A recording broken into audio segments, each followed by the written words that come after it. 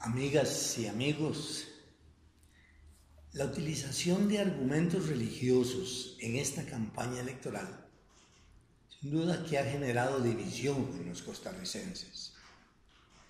División y yo diría que confusión en algunos. ¿Qué podemos decir al respecto? ¿Qué podemos aportar? Desde el punto de vista de la legislación civil, creo que la cosa es clara.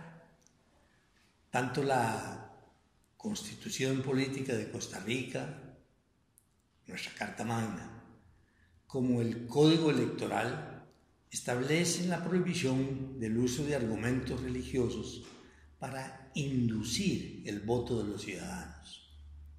La razón es evidente.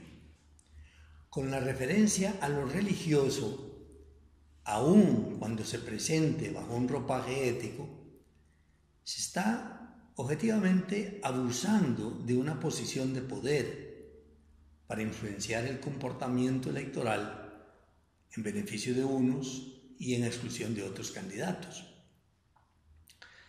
Pero si desde la legislación civil la cosa es clara, ¿qué decir desde la perspectiva de la función de las iglesias? ¿No es cierto que entre las tareas de estas está la de formar criterios para vivir y decidir en todos los ámbitos conforme al mensaje de Jesús de Nazaret?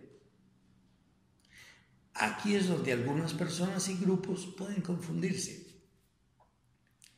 Sin embargo, al menos para la Iglesia Católica, hay un criterio que ha sido constante en la enseñanza social de la Iglesia desde que el Papa Pío XI lo hiciera explícito en 1927, que son hace ya casi 100 años.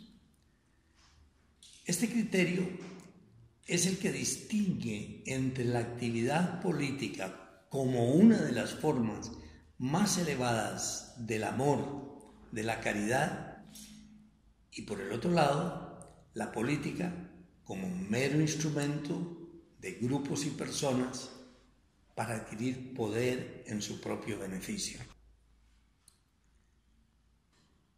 Puede sonar raro, estoy seguro, de que se hable de la actividad y del campo político como una forma elevada de caridad. El Papa actual Francisco lo explica.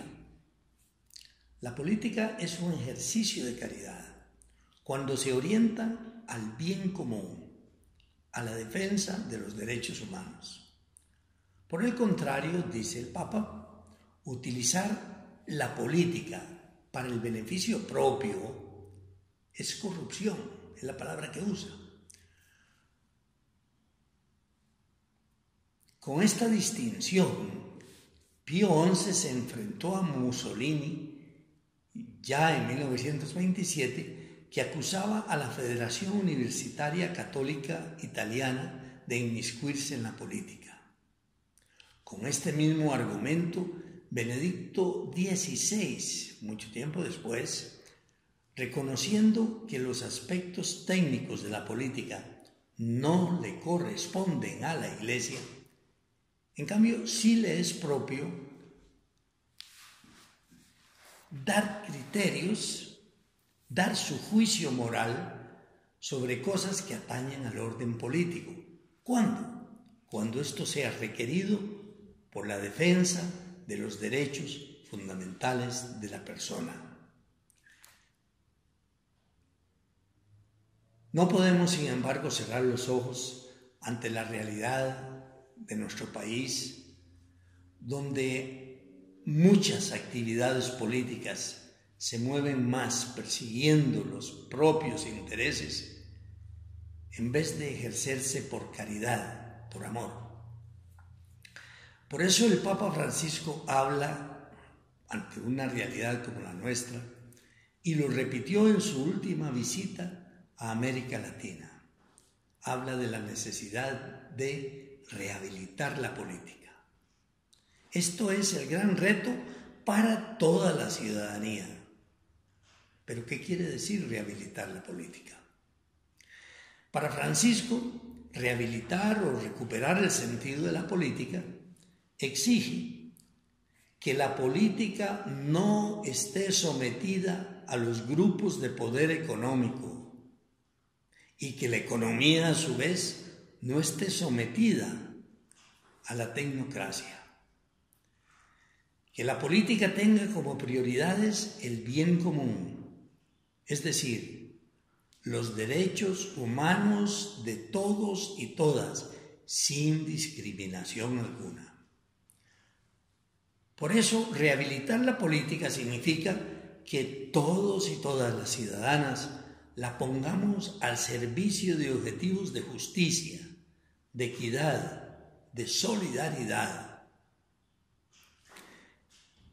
En esta línea, el Papa Francisco terminaba su última visita a Brasil diciendo, y lo cito literalmente, el futuro nos exige también una visión humanista de la economía y una política que logre cada vez más y mejor la participación de las personas, que evite el elitismo y que erradique la pobreza. Que a nadie le falte lo necesario, que se asegure a todos dignidad, fraternidad y solidaridad. Este, dice el Papa, es el camino propuesto. Y cita al profeta Amós diciendo, venden al justo por dinero, al pobre por un par de sandalias, oprimen contra el polvo la cabeza de los míseros y tuercen el camino de los indigentes.